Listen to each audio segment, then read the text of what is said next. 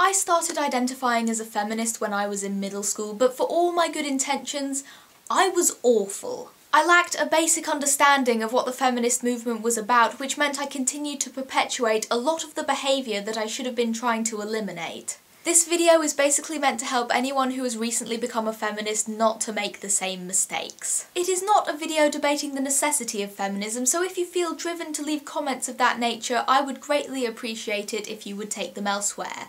Thanks. First of all, the most basic principle, feminism is about choice. It's about women having the ability to choose how they dress, how they act, and what they do with their lives. At age 13, I saw women who wore short skirts and dated a lot of guys as sluts, despite the fact that those were conscious decisions that they were making about their own lives. I didn't understand that I don't have the right to condemn other women for living in ways that I don't deem acceptable. And unsurprisingly, most of the things that I did deem acceptable were also deemed acceptable by patriarchal society. This leads me on to my second point, which is that feminism is not a celebration of masculinity. I used to be disgustingly critical of anything remotely feminine, but the assumption that femininity is inherently weak or wrong is incredibly misogynistic. It assumes that in comparison, masculinity is correct and ideal. What would be ideal is a society in which people feel free to act as masculine or feminine as they like, regardless of gender.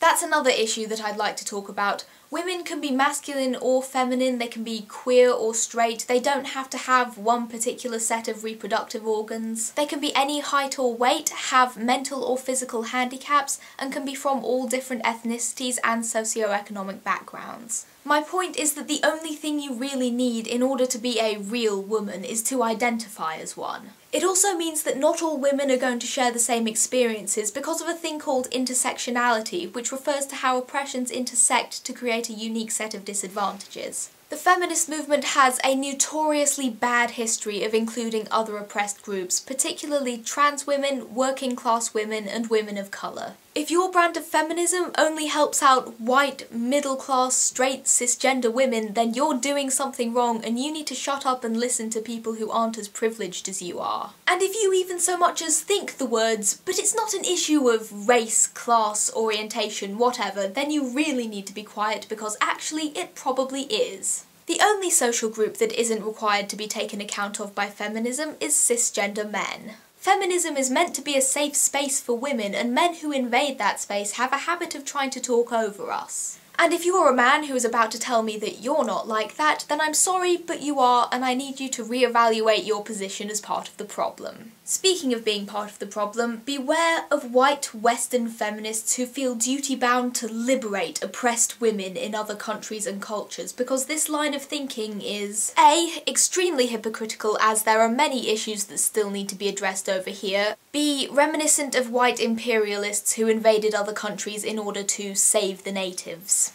And while oppression of women is worldwide, it's important to recognise that there are women in those other countries and cultures already who are working towards equality. So those are just some really basic things that you need to be aware of. Continue to keep listening to other women and continue to educate yourself. Otherwise, I hope this was helpful and have a great day.